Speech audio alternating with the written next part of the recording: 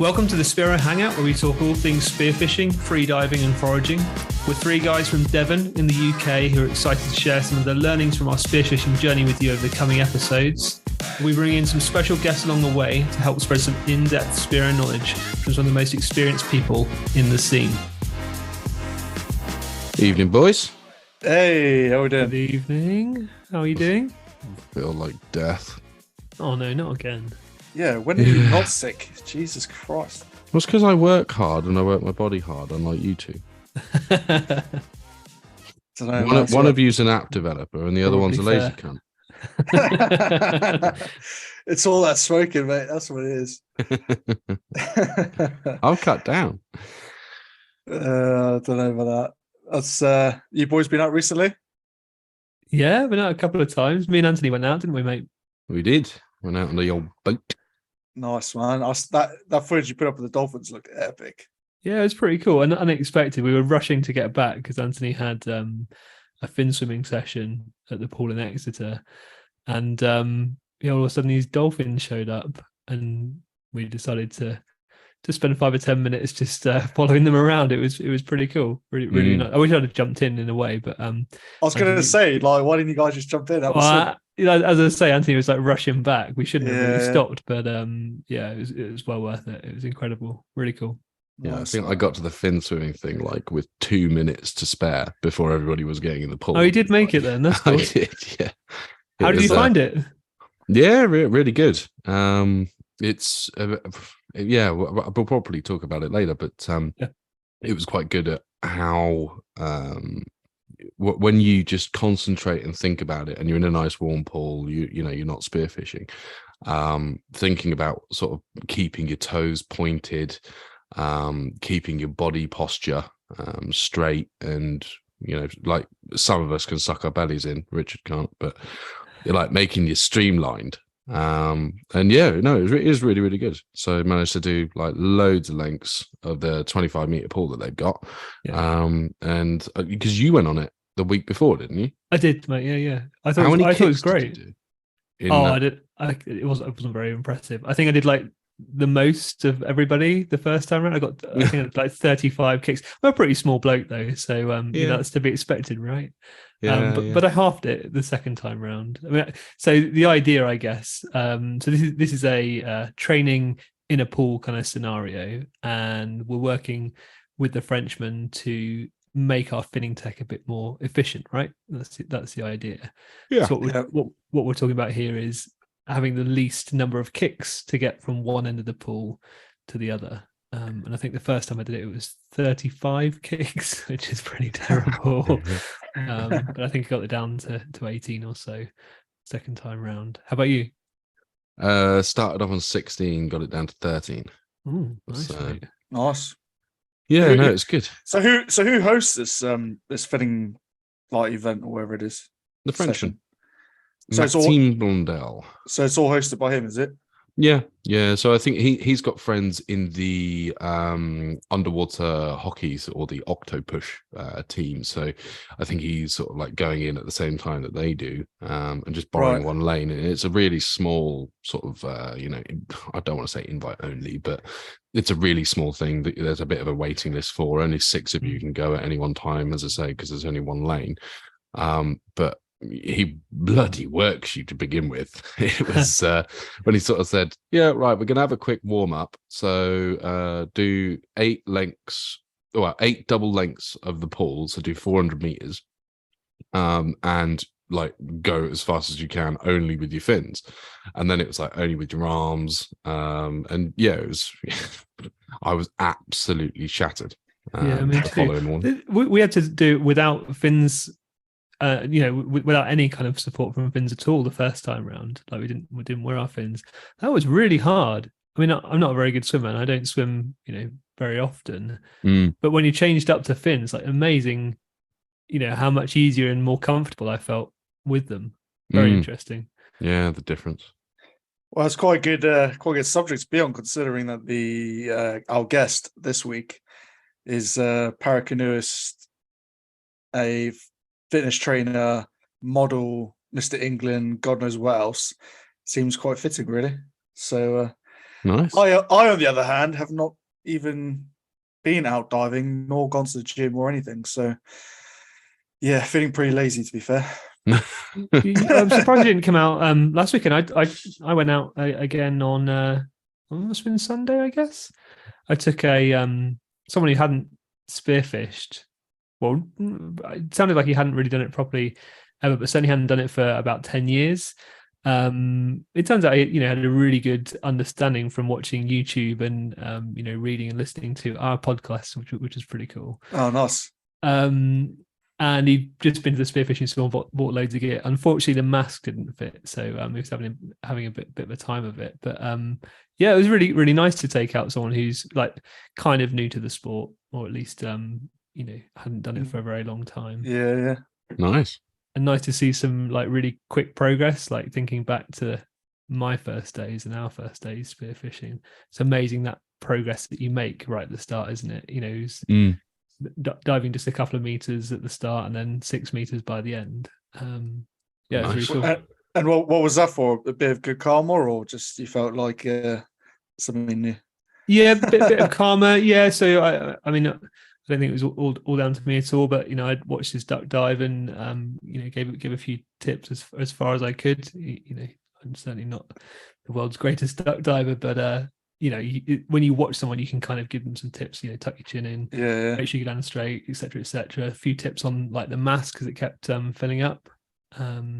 I think it was trying to suck in, so it's creating like a negative pressure, bringing some water in. So yeah, just a few tips in it, and I think it really helped. So we both came in with lobsters and scallops, which is great. Nice, awesome, huh? Happy days. Shall we get the guest on? Let's do it. Hello, mate. How you doing? Hey. There he is. Jack. How you doing, boys? Okay. Yeah, good to meet you, man. How you doing? Good to meet you. Yeah, very good, very good. Thank you for this, mate. I'm looking forward to it. Yeah, epic, man. We are too. Excellent. Hey, Jack, thanks for coming on the podcast. Mate, awesome to see you guys. Thanks for this, mate. Welcome. Hey, Jack. You're welcome. So, you're a man of many talents. I mean, bloody hell, like, where do we start? God, like, modelling, you're a PT, obviously you're doing, like, some free diving, you started spearfishing not so long ago. Yeah. You're a world paracanoeist. I mean, Jesus, like, where does it stop? You're a lot Ninja busy. Warrior as well. Don't forget that one. Oh yeah, cool. Ninja Warrior, man. Jeez. Oh mate, that's epic. Do you want to like kick us off, just telling everyone who you are, what you're about, and the rest of it? Yeah, absolutely, mate. So I've been a GB athlete for the last 5 years with British Canoeing on the Paracanoe squad. Before that, I was a personal trainer since around 2010, and I'm working with clients based in Bournemouth on the south coast. Nice. To complement my personal training, I tried a little bit of modelling and got involved in the fashion modelling as well. So it was interesting. But, what kind of modelling? A lot of fitness modelling to start with to complement my personal training. But the agency, probably a key point to say as well, I've got one leg. So I worked with an agency called Models of Diversity. They find diverse models within the fashion industry, and they push me into the fashion side of things. Basically, there's a grey area within the fashion industry that disabled people weren't being represented, and they thought I was that person to seal the to seal that space. So nice. It was good. Yeah. Yeah, that's epic, man. I've seen some pictures of you strolling your stuff down the catwalk and all sorts. Do you know what? It was good fun. It kind of served a purpose. That's cool, it raised my platform a bit, so which is nice. Yeah, for sure. And when did you get into spearfishing then? So I started scuba diving a few years back, and spearfishing and freediving wasn't really on my radar at all. But I was introduced to spearfishing last summer. One of my mates, Zach, he met me down in Plymouth and got me in the water and let me. I've actually still got his spear gun. He's let me borrow it, so I've been out a few times. But nice. So very recently. So it's cool. Yeah. That's awesome. Have you done freediving before spearfishing, or is it just spearfishing is your introduction to the freediving world? Yeah, no, absolutely. So they both interested me at the same time, and I thought, naively, I guess, I thought I had to do a freediving course before I could spearfish. So I kind of signed up for spearfishing for a freediving course But unfortunately, the instructors all caught COVID, so it was just delayed. Oh, no. Me being an athlete as well, I compete all through the summer, so I wasn't able to take on any courses kind of through the main part of the summer. So I ended up just going spearfishing anyway, and it turns out I didn't need the free diving. Because you did your course with Go Free Diving, is that right? Yeah, that's right. Yeah. With Emma. How did you find it? Gosh, it was good. Yeah, really, really good. So I've been kind of practicing breath holds, and a bit of breath work, breath optimization for the last like maybe 4 years, 3-4 years. Thanks to Wim Hof. You know, he kind of he put the word out there to start with, didn't he? So I was doing all the ice baths and the breathing and stuff, and so I've been practicing my breath work for quite a while. And I thought, I want to give it a go, free diving. And so I kind of went in there thinking, yeah, I'm going to be all right. I can hold my breath for nearly 4 minutes. Nah, mate. Completely different. We only went down to about 10 or 12 meters, but squeeze, like even at 10 meters, the squeeze on my chest was just unreal. Like I had to really kind of like settle myself. But interesting. And Jack, are you doing this with like a single fin stroke, or do you have like another kind of thing that you plug in a way that kind of helps you get down there? Prosthetic wise, no, I just swim with the leg off. Yeah, so this is one of the reasons why I absolutely love just being on the water, because it's one of the only places I can take my leg off and feel free and feel light. Yeah, right. My leg weighs like 7 kilograms, so it's a heavy chain and ball to kind of drag around. Yeah. So I've actually got a leg that when I go spearfishing, I can kind of pull the plug on it, pull like a pin on it, and the bottom half detaches, and I can put it on a float and then fin out. And then when I get back in, so when I'm doing shore dives, when I then get back to the shore, I can plug it back on and walk away.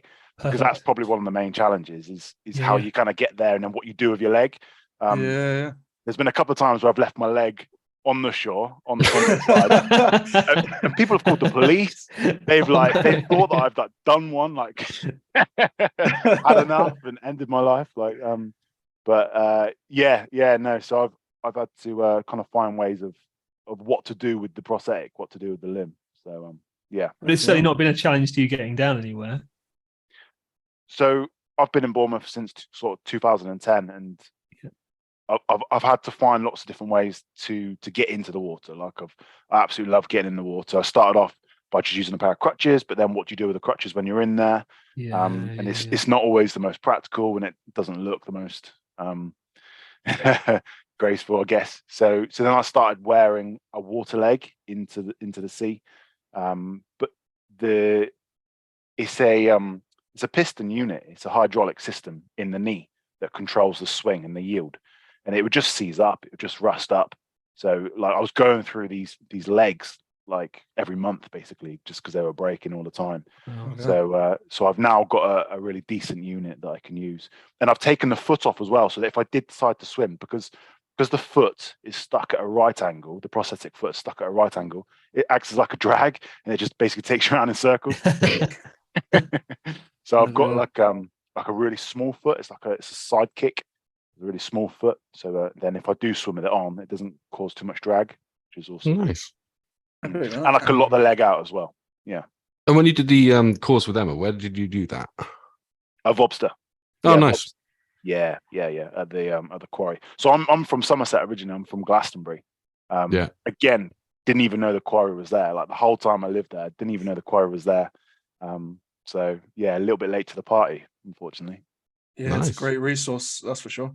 And so like obviously you only started last year, but any like sort of standout spearfishing moments from last year?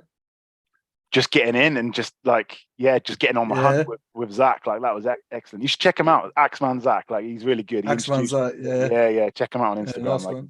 He's great. He was teaching me lots of different techniques about different sort of species, and took me out to like I said, in Plymouth, and we went out around this sort of like big rock island area, and it was just good. It was just, I think one of the things for me, like living with like one leg, sometimes I do miss out on that adventure, because you kind of, it does hold you back a little bit, whereas like getting in the water and just, I didn't know where I was going. I was trusting him, like he was going to take me around. So it was a right old adventure, and I got that. So yeah, my first time really stands out. Yeah, nice, man. Awesome.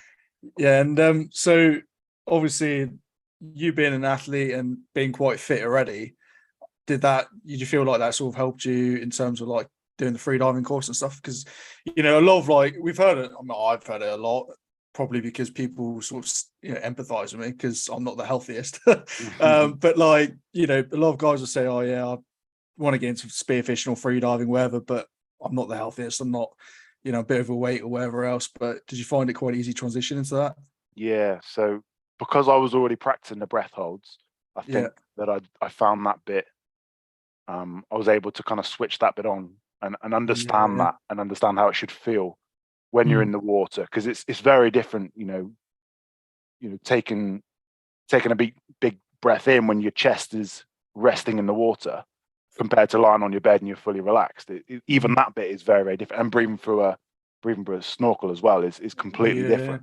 So there was a little bit of adjustment there, but I think probably one of the main skills that I took across from being an athlete was the mindset. Just being able to like almost like relax myself and understand how to kind of calm myself down and bring my breathing rate and my heart rate down. Yeah. Jack, I'm really interested in what exercise you were doing. Like you mentioned Wim Hof, and I've obviously seen some of his stuff. Yeah. What kind of exercise have you been doing to improve? Is it all about breath hold, or is it more about the relaxation techniques for you that you've been doing? So yeah. So I didn't understand the Wim Hof breath work that he was doing in full detail until I then questioned Emma from Go Freediving about it. And she was basically saying that it's stay away from it because he basically hyperventilates himself. Yeah. But I think the science to that is he kind of like alkalines his blood because of doing it. So basically the exercise is you do 30 deep breaths in, let it go, all the way in, all the way out 30 times. And then you exhale everything and hold for as long as you can. It takes you to like 2.5 minutes, something like that. And then you take a massive breath in and hold that for as long as you can. And you just tingle, you just buzz. It feels fantastic. And then you do that 3-4 times in a set. But you do feel good from it. Like, you do buzz. Yeah. But like Emma was saying, you're hyperventilating yourself. So I'm not sure. It's definitely not something to practice like, in the water. That's for sure. That's right. Pretty obvious. But we have to say it because otherwise people will say that we're promoting it. No, don't do it in the water.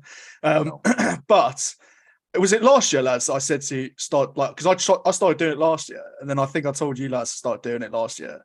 And it's the weirdest sensation when you first start doing it. As you say, you start tingling and you're just getting all these like weird feelings going on, and but you do feel bloody good after. Like it really does something. And we've got a friend, Taj. We've nicknamed him Aquaman because he's like one of the best divers that we know, and or spearers that we know, and he swears by it. He's the one who put me onto it, and he literally swears by it. And he does it, and he the reason he does it is because he feels like it sort of almost, in a way, I don't want to misquote him, but like stretches or exercises his lungs before he goes free diving, and that's why he does it, like not for any other reason. But so he does it in the morning, does he, like to get his like body in the... Yeah, he'll do it like the day before. Before we go diving, he'll do a Wim Hof breathing session, and he's been doing it for as long as I've known him, basically. But he swears by it. So I can add a little bit of evidence to that. So I've been recently using the AeroFit device.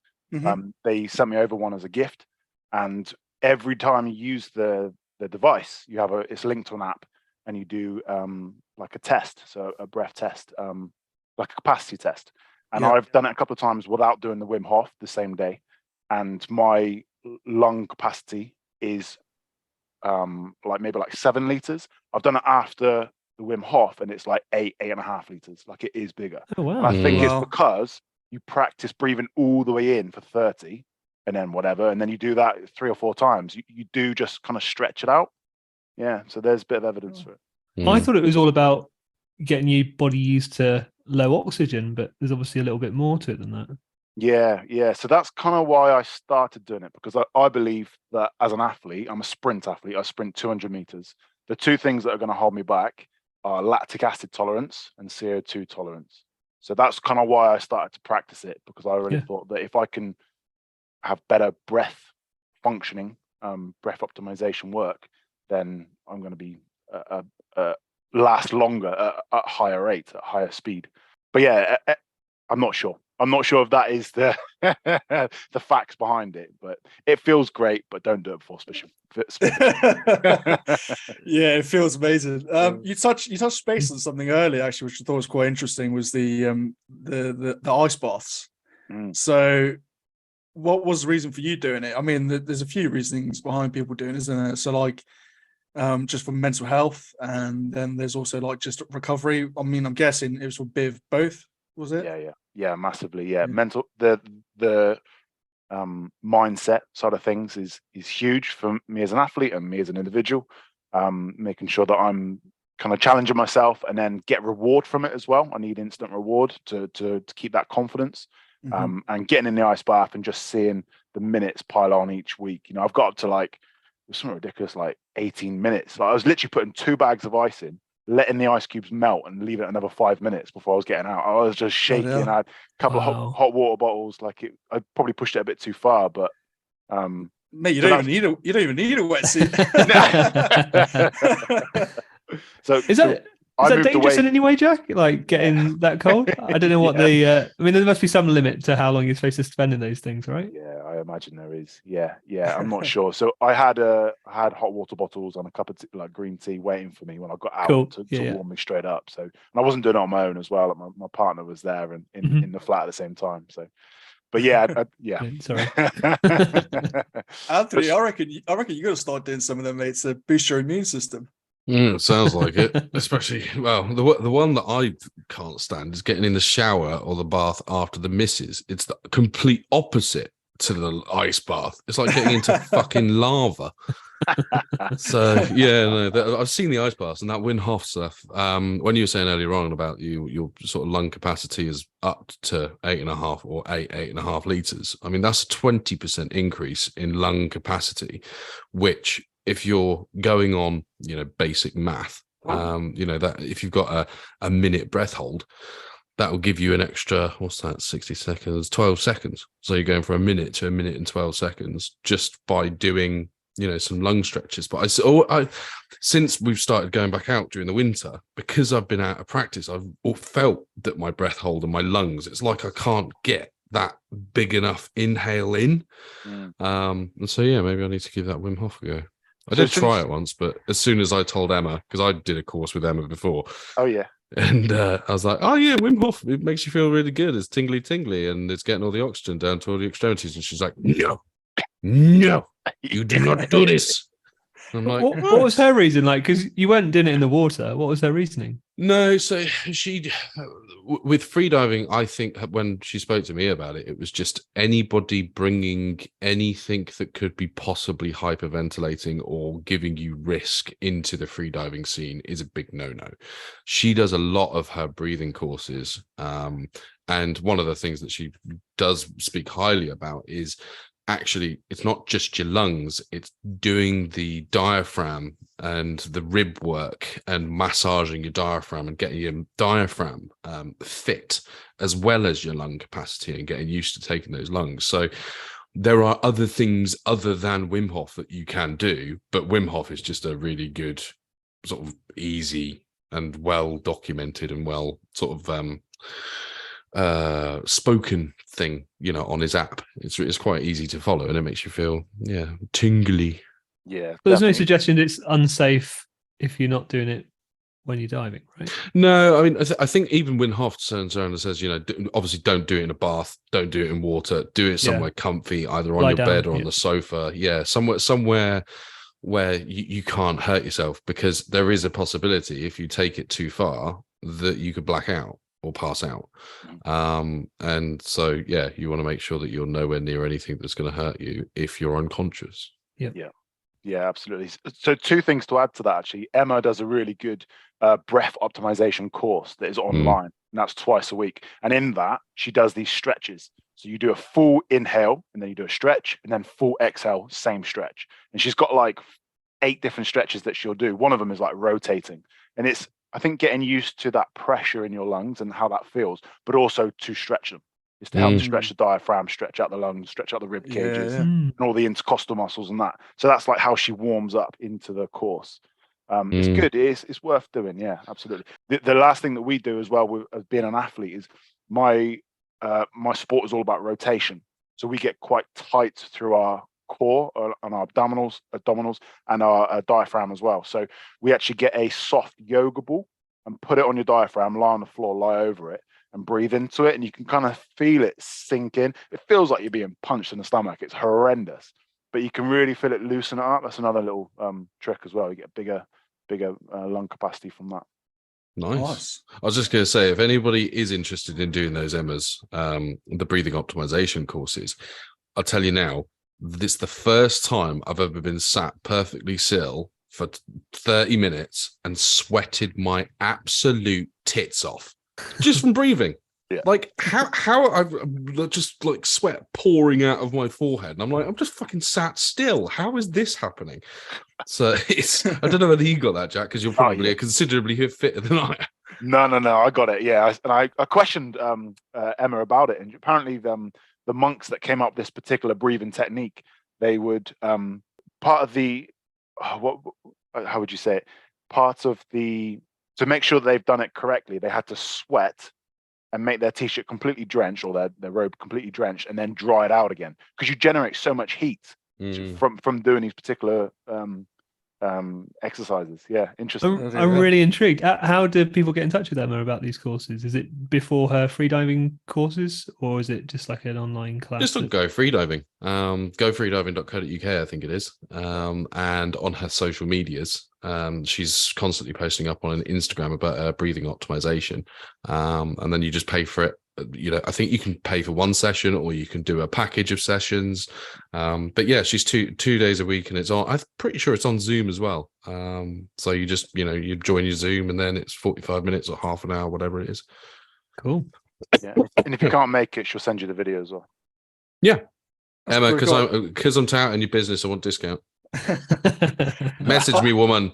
I mean, obviously freediving is pretty purist, so I don't really blame her for saying actually don't do the Wim Hof stuff, and and she's got her own ways of doing stuff, which makes sense because freediving is quite purist, isn't it? But talking about purist, and sorry to interject, have I ever told you the story about my trip to go freediving and the purist freedivers and how I wound them up? No. This when you went to Lanzarote? Yeah, Tenerife. Yeah, so I went to Tenerife with your 10 mil wetsuit. Yeah, my brand new 7 mil start point wetsuit in 27-degree water. Yeah, it was fucking amazing, and I was drinking the entire week. But anyway, so we did the freediving course. I was hanging out my ass, and then one of the days we went with Pavel from Atlantis Freediving to a place north coast to go turtle hunting, not hunting, watching. And anyway, the night before, I'd gone to the supermarket in Tenerife with Emma, and during the first few days, I was saying how I was just, doing the freediving course for spearfishing, and all the other freedivers were like, no, you don't hunt the fish, you just look at the fish, don't touch the fish. And there's me going around just poking all the what were they, cuttlefish? It was like little baby cuttlefish in the stand. I'm going around just poking everything, and they're all having a go at me because they're like, leave it alone, what are you doing? Fucking leave the wildlife alone, it's just to be looked at. Anyway, we've gone past the fish counter in Tenerife supermarket, all fresh fish, and there was a black bream, and Emma was like, we need to wind the guys up. I'm like, what? She goes, I think you should buy a fish, take it with you to the turtle place tomorrow, and pretend or say that you caught it. So anyway, we've bought a fucking fresh black bream, taken it back to the hotel, frozen it so that it wouldn't stink.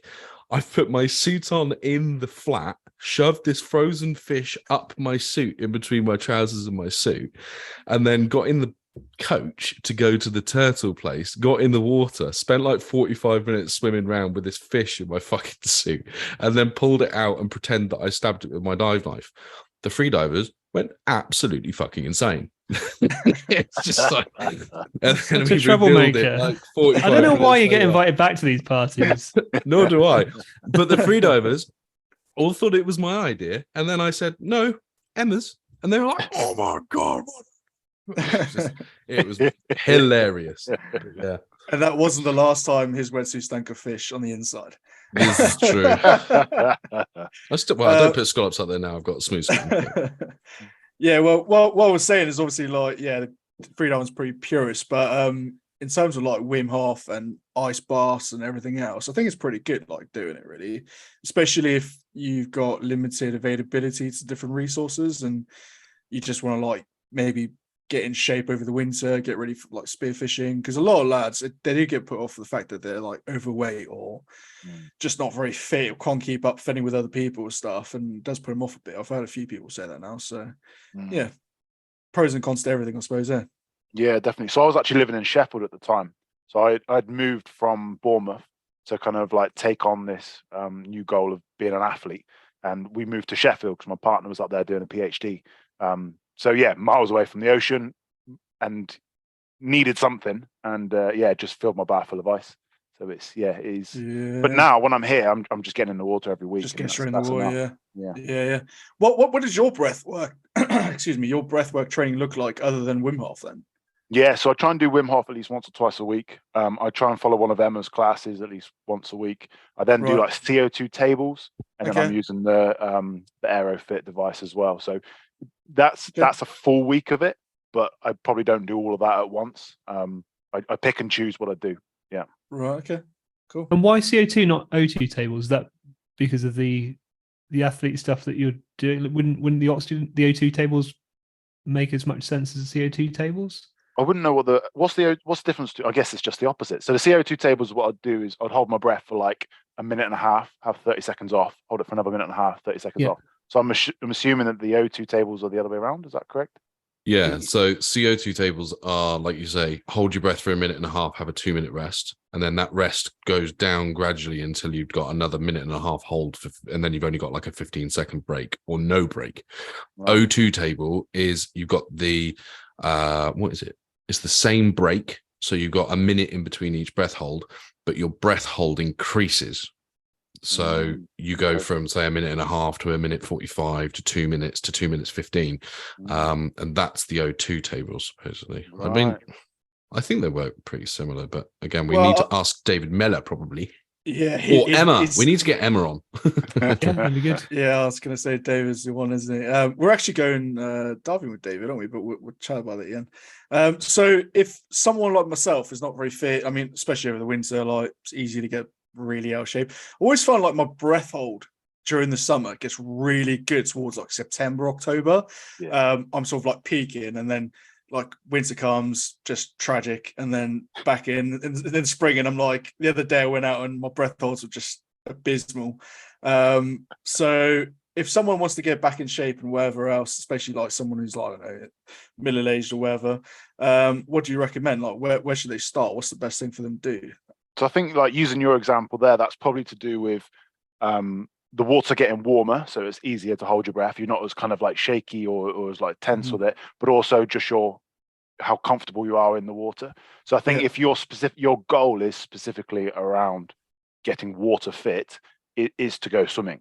I think, there's, for me specifically, getting in the water, especially when you've got like a spear gun, you've got a float, everybody's looking at you. There's a bit of like anxiety around that. So to practice that, like, especially if you are a little bit overweight and you don't feel very confident, go to a swimming pool and practice getting over that anxiety, get in the pool, go for a few laps. I think it's really important to, when you're going through a fitness session, is to have a goal that you're not just going there and just like walking hamster wheel and not really trying to achieve anything. It's actually going there with a goal. So I'm going to swim half a mile, 32 lanes, or I'm going to swim 10 lanes, or I'm going to do 10 minutes of HIIT training, or whatever it is. Have a bit of a goal. If swimming, like, you just can't face going in a chlorinated water or whatever it is, then functional fitness would probably be my next suggestion. So without calling it CrossFit and without doing CrossFit, it's those sort of movements. So it's not just getting in the gym and pushing weights. That's not going to help you. It's about doing sort of like aerobic fitness. But again, I wouldn't just suggest getting on the bike, because one, that's mega boring, and two, I don't know. That might assist you a little bit, especially like leg drive, leg power. But yeah, what I would say is, though, it's really interesting, because when I went out with Zach, it was just leg kick. It was just finning the whole time. For me, I fin with one leg. I noticed quite a lot of like lower back pressure. And also I had like cramp going up the front of my shin, which I've not experienced before. So, because usually with like scuba diving, you just do drift dives, you just glide and do nothing. Whereas with this, we were like very active and we were in the water for like 3 hours or so. So I noticed a lot of change. For me, swimming with one leg, I had to then swim on my side. I couldn't go face down because it kept knocking me on my side. So I had to like swim on my side and like side fin. So that's kind of how I got overcome that. But again, I guess I use my athlete skills with this. I had to really think about switching on my core and not letting my back or my hips tilt to get that lower back pain while I was finning. And then I felt a little bit in my hip as well.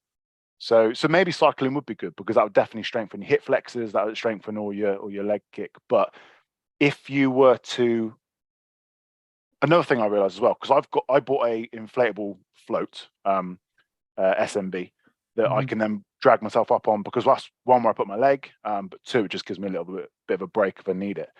If you go bodyboarding and you're trying to catch a wave, if you need to get faster, you pull yourself onto the board more because it's less drag. If you're in the wave and you're going too fast and you're about to miss it, you pull yourself out to get drag. And that's how you slow the board down. So I was kind of using those skills when I was on the float as well.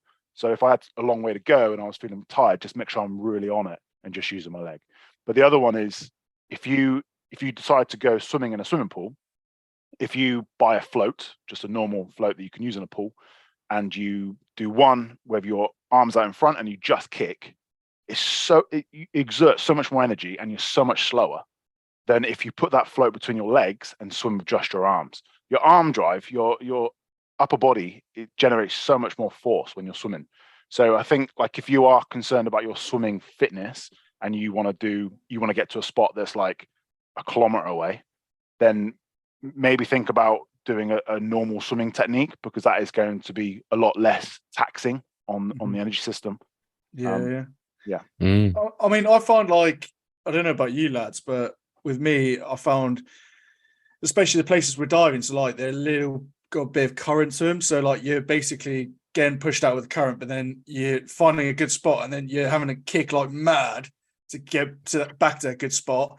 And then you're sort of resting, trying to get the heart rate back down, trying to just sort of get yourself calm again, and then doing that process over and over again. So I suppose it's quite similar to like HIIT training, I suppose, wouldn't it? Like in that sense. Massively. So I think if you were to practice for that, then, and you want to simulate that, then getting into a pool and doing like a length as fast as you can, and then like 4 lengths recovery, a length as fast as you can, 4 lengths recovery, would simulate that. So if you're doing winter training, that'd be a good one. Nice. Well, one of the things that I was highly recommended and I've just bought is a row machine. As it's supposed, I've only done one workout on it so far. I've been absolutely dying this week, but I did just a 10-mile row on the first night. My God, I felt that the next day. But that's a long way, man. Yeah, it's 10 miles. Is this like your 18-pound fish, Anthony? Because it wasn't 18 pounds; it was 28 pounds. No, the thing is, I used to row, so I've already got sort of the technique and stuff. I used to row in Henley, and so I kind of just, it's again like riding a bike. I kind of just fell straight into it, and I don't know how to row other than the way that, like the speed and the power that I row at. So I'm way slower than I used to be. It's like his boat driving skills. It's 0 or 100. Exactly. But Rachel told me it's the same in the bedroom. So that's it. Ben, what do you do, man? You do loads of fitness stuff. Come on, let's hear it. I know about loads of fitness stuff. I have since January. I've been on a bit of a health kick. We're heading to Australia. I think I mentioned it before, later this year. So I wanted to make sure, I'm in shape for that. And also for the new season. So I've been doing HIIT training at least twice a week, and then trying to just get in the water at least once as well. And I found that's made a huge difference, not only to, how I feel and stuff like that, but definitely the HIIT training is because it's like a whole body kind of workout, right? And I know I've got to listen to Jay Wicks every Tuesday and Thursday, which is pretty frustrating, but it's worth it. I feel really good for it, actually. It's made a real difference. And I didn't really do that last year.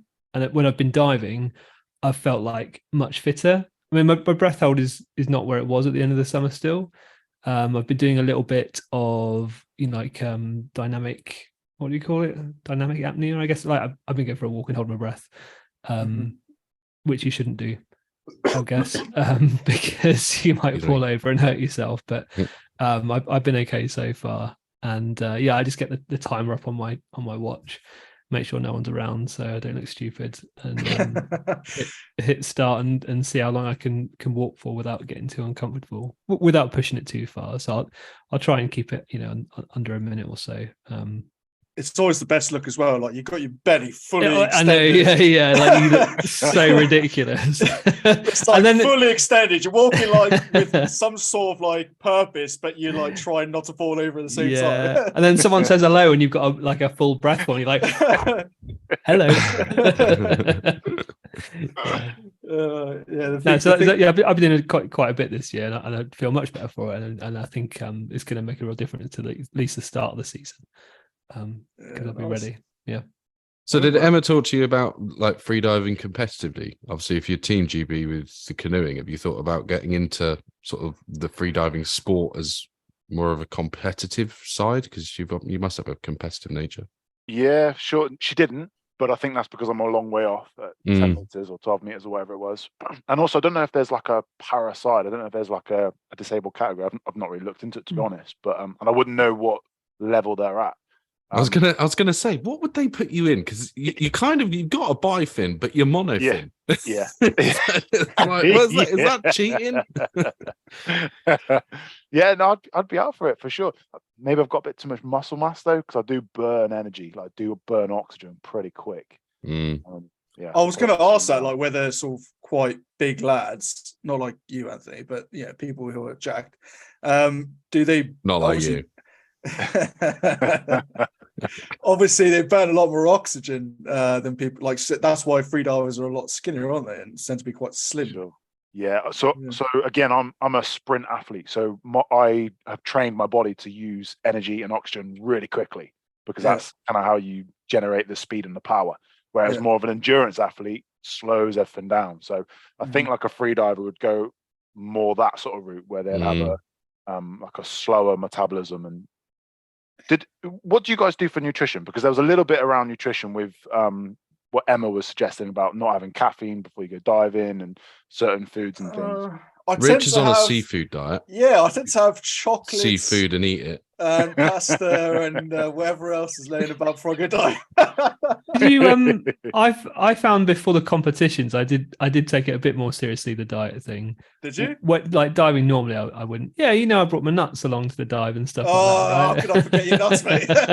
Ben's the most sensible out of all of us. Of course, he was preparing. No, excuse me. I brought Ben pineapple actually when we were diving, which turns out is just gross. I think he wanted his semen to taste nice. When you've been diving and your mouth is all like sort of sore and crusty and whatever from the salt, it turns out pineapple's not a good thing to eat. I was going to say that's really like highly acidic. I think the key thing is like I guess there's quite a lot of talk about for equalization purposes, there's certain foods that affect how thick the goo is inside you, I guess. Milk is supposedly very bad, so, and I don't know how much effect it did. I used to, before a big dive, like a competition or something like that, I just have a breakfast that didn't involve milk. But I think like the gains that you're getting are so small, and at our level where we're basically just doing it for a laugh, it doesn't make that much difference. I think if you were competing, like yourself or David Mellor or any of the other athletes that we've had on here, I think it would be a completely different story, because that 2% is actually the difference between winning and losing or whatever. I don't think it makes a huge difference on it. What does make a difference is when you eat, and making sure you've got something back in the car when you finished as well, because after a long dive, you can feel really hungry. But yeah, you know, you don't want to have a big meal just before you go diving, because you're not going to be able to move right. You're not going to be able to hold your breath. You know, your body's still digesting stuff, so your breath hold's going to be way down. Likewise, coffee, stuff that elevates your heart rate. So, you know, there is some science there, but it probably doesn't affect us that much. So how long have you been, was it 5 years you've been Team GB for? So, October 2017, I was invited onto the program, like with the British canoeing, and that's when I relocated up to Sheffield. Nice. Yeah, it's and how's that going? It's good. Yeah, so I'm back in Bournemouth now, which is great. So it's a long old drive because they're based in Nottingham. So I kind of travel. So I've literally arrived back from Nottingham tonight, by the way. So that's why I was a little bit late. But nice. But it's good. No, it's really, really good.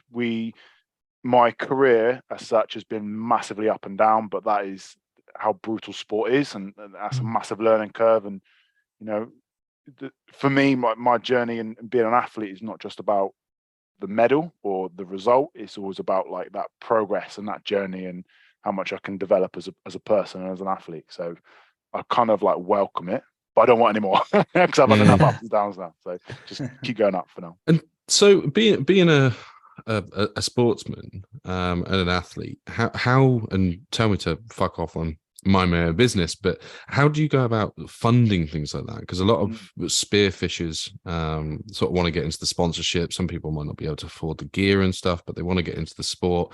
There's not really much, I don't think there's much money in spearfishing in the sponsorship, but as a Team GB, how do you go about financially? Yeah, so we are funded, lottery funded, UK cool. Sport and Sport England.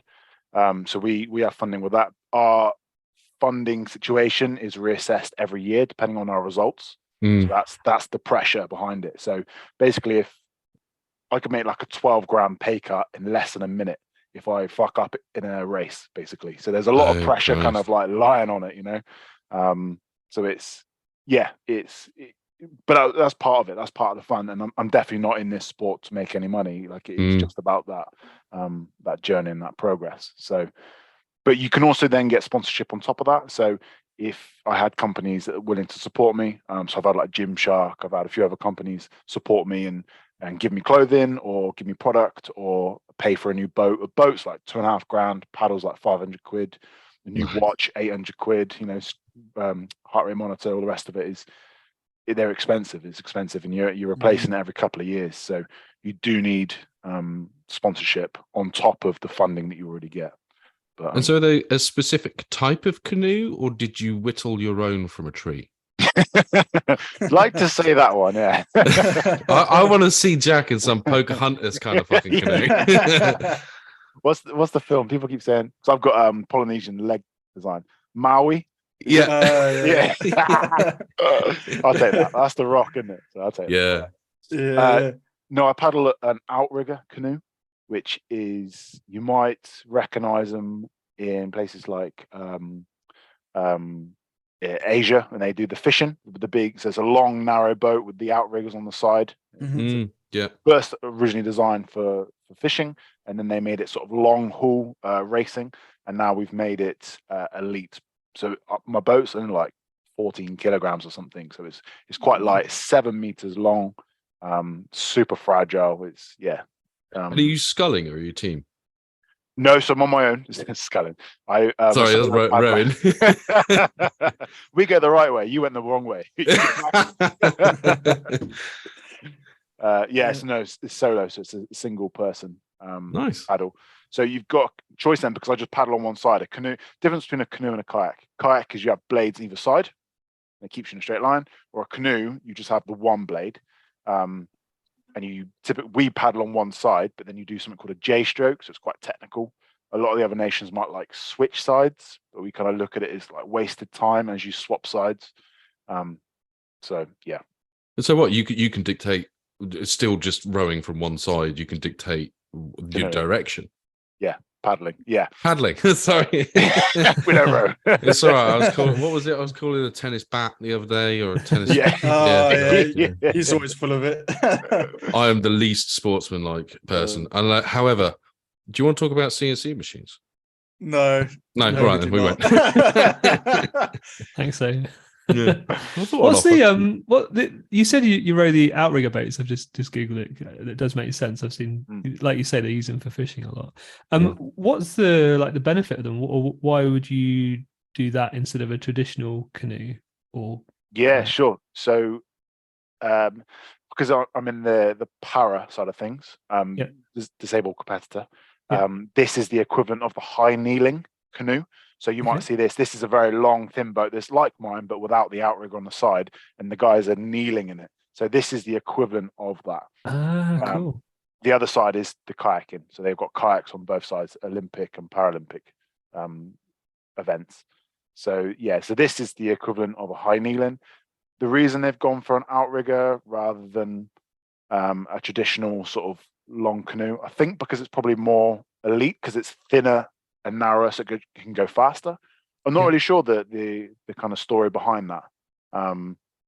It was only 2020 or 2021, I should say, was the first time it was introduced to the Paralympics. The particular boat that I paddle, the event that I paddle. So it's still quite new. It's a developing sport.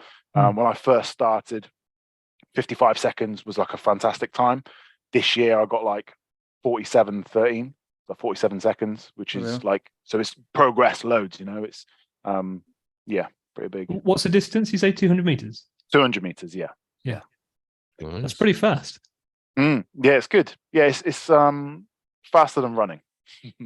And is that a stand? Is that from a standing start or a sitting start? That's it. Yeah. So we're in a bucket, and the bucket drops. What did you do with rowing? I guess they held you. Yeah. So we're in a bucket that's all lined up on the start line, and then someone starter presses the button and it drops, and then you just go. So there's a lot of timing involved in that as well. A lot of boat control, holding your boat in the bucket without, especially when you've got like a crosswind and it's blowing the boat around. You have to try and bit of directional stability, hold it in place, keep it in the bucket, and then drop as it drops, fire off. Yeah. And do you do that in rivers, or is there a specialist type pool for it? Or it's all on regatta lakes, the same as a rowing lake. Oh, nice. Yeah. So if you watch like the Olympics or Paralympics, it'll be usually rowing first, and then it'll be the canoeing straight after. It's on the same lake. Yeah. So nice. I train in Nottingham at the National Water Sports Centre. Yeah. So they've got a big sort of 2,000-meter regatta lake up there. Awesome. And what was your sort of vision like behind doing it all? Because obviously you're a PT, and then what made you decide, actually, I'm going to go into canoeing? Yeah. So I've always wanted to be an athlete. It's always been. So when I had my leg amputated when I was 16, and it opened up so many different opportunities and different doorways. And I tried lots of different sports, lots of different para sports. I think as soon as somebody, so like the UK sport or whatever, clock on that you are a disabled athlete or wanting to be a disabled athlete, they push you in lots of different directions and actually try lots of different sports. So I've tried like shot put. Jeff Capes taught me how to shot put. And I tried rowing as well. I've tried wheelchair basketball, wheelchair racing, wheelchair rugby, like loads and loads of sports. Unfortunately, I didn't find a sport that fit me. It didn't fit my needs. Like I love being outside. I love pushing weights in the gym. I love sprinting. I love getting my heart rate up. I'm not an endurance athlete. I definitely prefer the sprint side of things. So it kind of ticks a lot of my boxes. The biggest one is being on the water and outside. So in all weathers, if it's snowing or if it's absolute hailing or, massive winds or beautiful sun, we're out there, and that's what I really like. That's epic, man. Yeah. And tell me to do one, but I know it might be a bit of a personal question, but when you obviously when you went through all that, like, did you go for a bit of a down stage, and like, did it take a bit of like motivation to get yourself back up through the amputation? Yeah. So I was actually born with a condition on my leg that got progressively worse. So from my sort of like school years, I was in quite a dark place anyway, because I was very aware that I was physically kind of challenged in that sense. Right. It was affecting me both, physically and also emotionally as well. So my amputation was what you call elective surgery. So I said, you need to cut my leg off because I can't cope with the leg that I've currently got. I basically met a guy who had his leg amputated for elective surgery, and he was calling himself like a one-legged stuntman. He was being blown up on the beach and Saving Private Ryan. You know, working with Steven Spielberg. He was working with Leonardo DiCaprio. Like for me, he was like my first role model, and showed me that like using your disability as an advantage and having a crazy career out of it. So that's, I met him when I was about 12 years old. So kind of from 12, I was like, this leg's not working for me. I need to get rid of it. I want one of those legs. I want his life. He massively influenced me. But the condition I had, basically, it stopped the growth of my femur, my upper thigh bone. Right. It just basically didn't develop properly. Okay. So they were never going to fix it with any operation. It was never going to be the same. It was always quite a withered leg. Mm-hmm. So for me, it was quite an easy decision to have the amputation.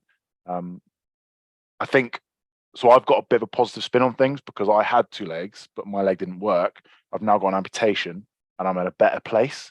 Whereas some people who might lose a leg, they were in a better place before and now they're disabled. Whereas in my head, I'm no longer disabled. I'm just an amputee. So it's a different spin on things. So after my amputation, I definitely, I was 16. I thought I was just going to be given, Gucci leg and be able to get off and run around. But it's not the case, unfortunately. Yeah.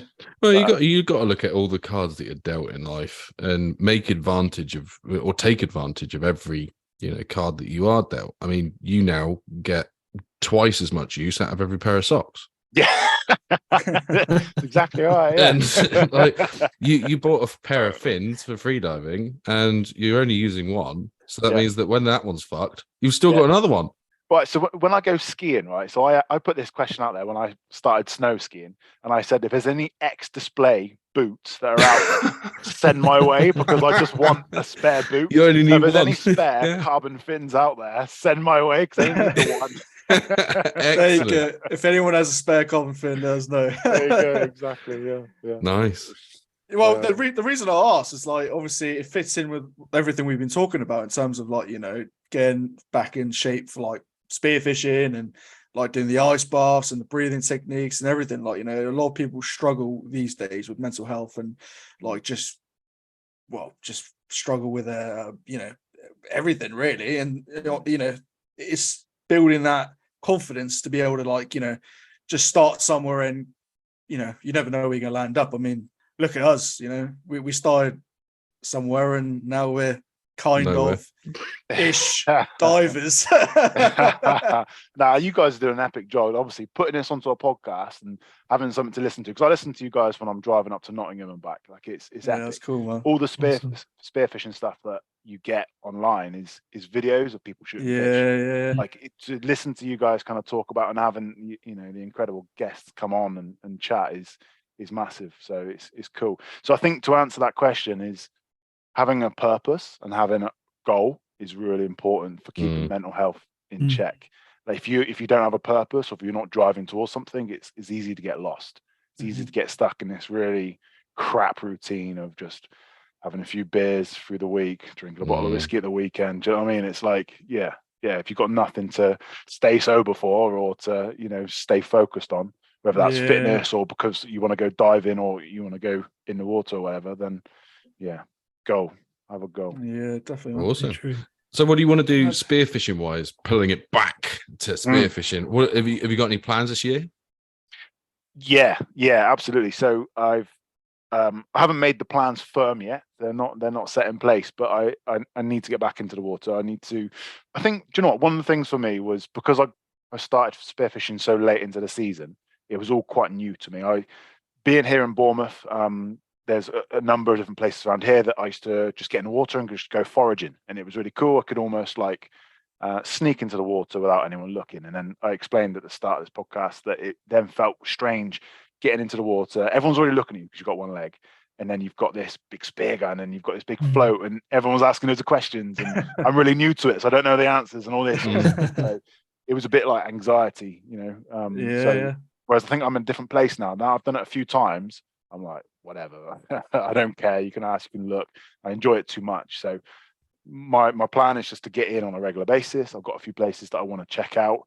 You probably know this area is not the best terrain for fish. It's very, sand flats. I think Daniel Mann might disagree. I think doesn't Dan dive down that way? Brighton and Bournemouth.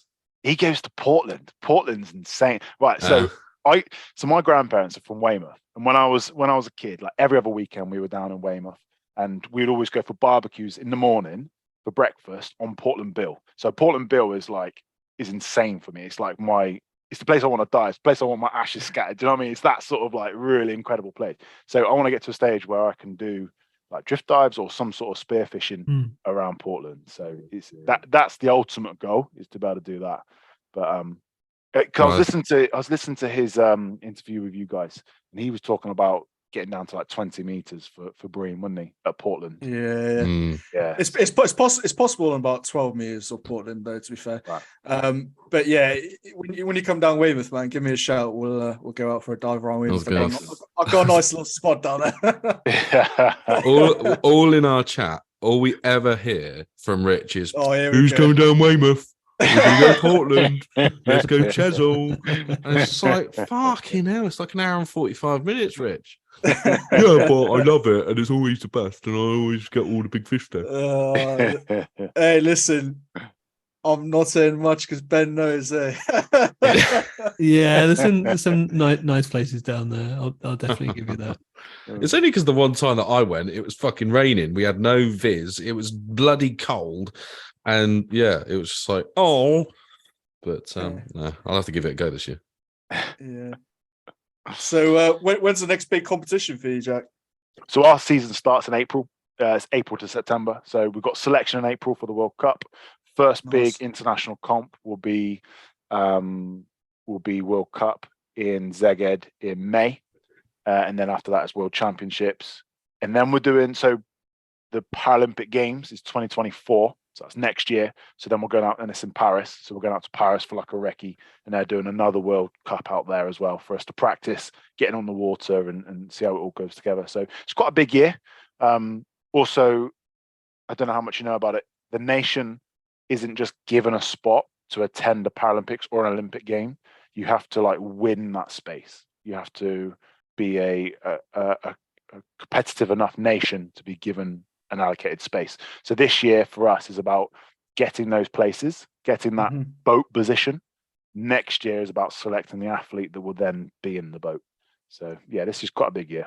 Nice. That's got to be a crazy feeling though, like going into the I'm guessing it's an arena, right? So going to the arena at a Paralympic game, that's got to be a crazy feeling. Yeah, quite overwhelming, I'd imagine.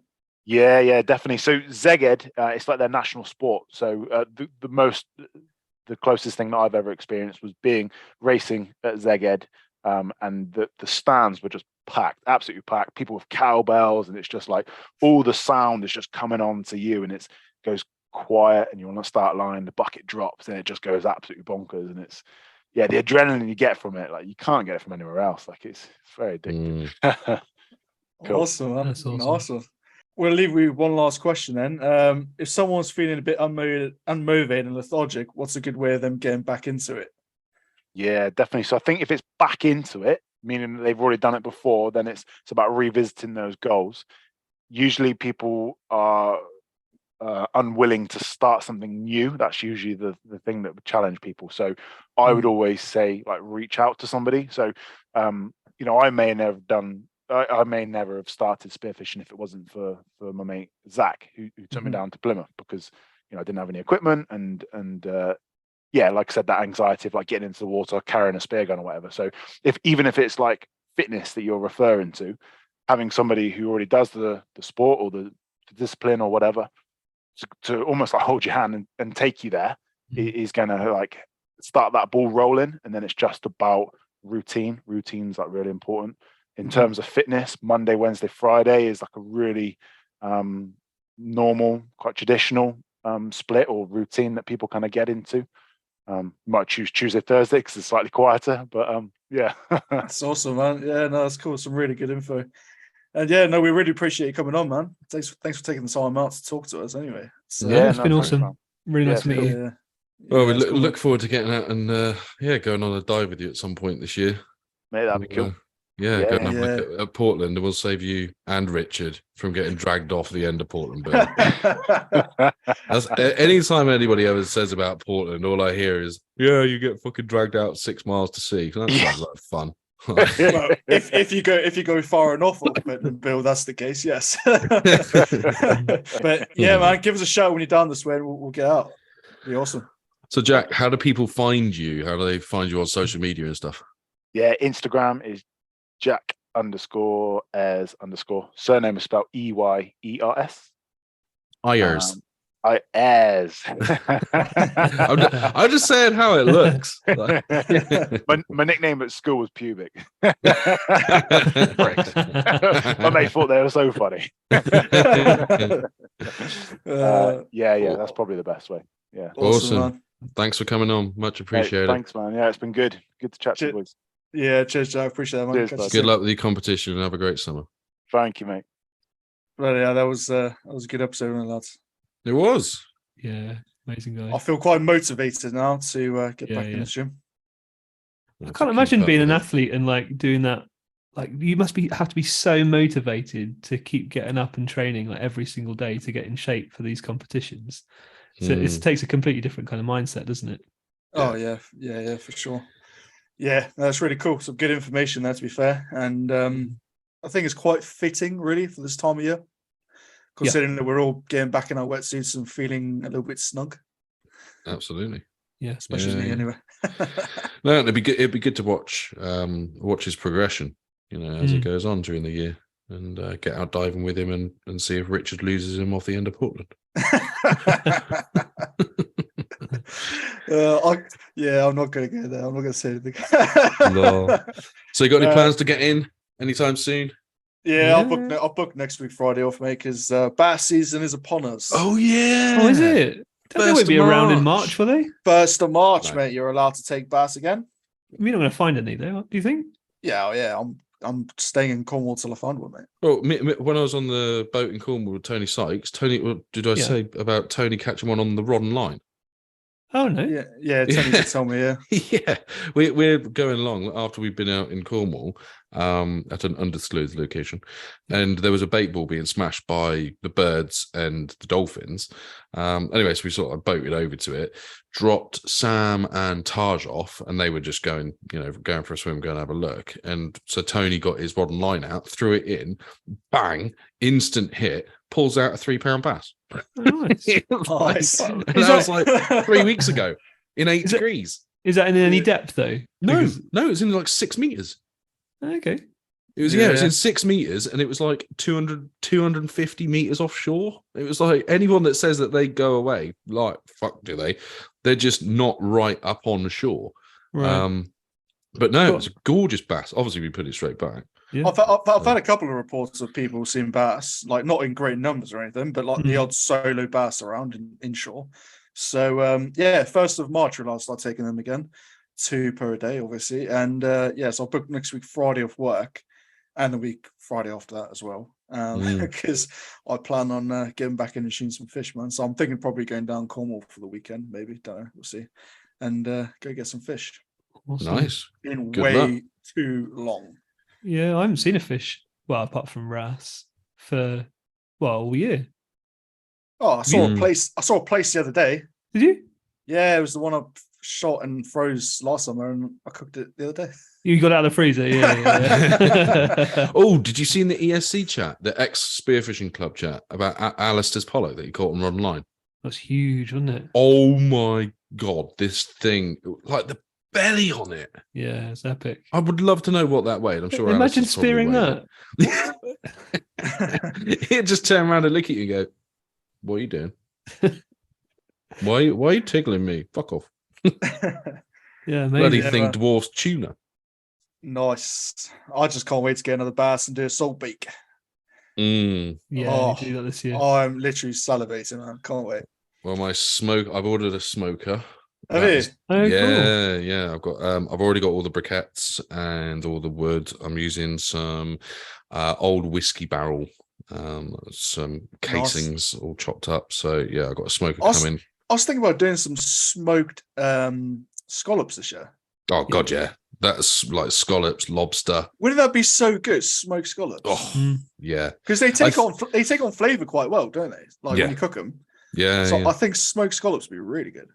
I don't think smoking is that big in the UK. I mean, looking at what? What do you mean? Don't start?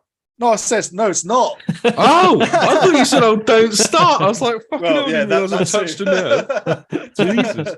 No, but like even looking on YouTube with obviously America's briskets and stuff, like I'd love to do it. But then since now speaking to people in the UK, they're like, well, no, we don't get those briskets. Our cows are completely different and supposedly much better because they're less fat, blah, blah, blah, blah, blah.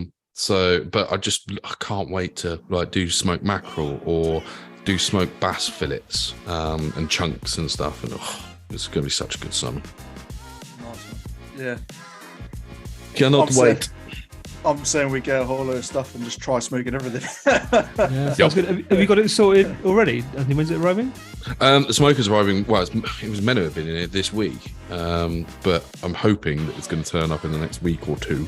Cool. And I'm just going to start smoking some pork butts and stuff first. Because we're out on Friday, aren't we? All being well. Yes. In our favourite spot that we haven't been to for about 6 months. I can't wait. I'm going to use my pole spear. Are you? I got a new pole spear. This like 3 meter long thing. Well, 2.5 meter long thing. But yeah, I think it'd be really good with flays. That'd be cool. Have you got like a tri tip on it? Like yeah, I think it's 5 spike. All right, cool. Yeah. So yeah, but it's got the old bungee rubbery bandy thing on it, and I keep aiming it at the kids at the moment. Just sort of like standing next to them in the kitchen going, should I? Like, I'm 5 seconds away from becoming really, really famous. Man spears his child. Someone will call the police. God, that'd be good. But yeah, no, looking forward to it. Yeah, awesome one, lads. Awesome. Well, good to see you. Yep. Hopefully see you next week. Yeah, awesome. I'll let Anthony have the last part next week.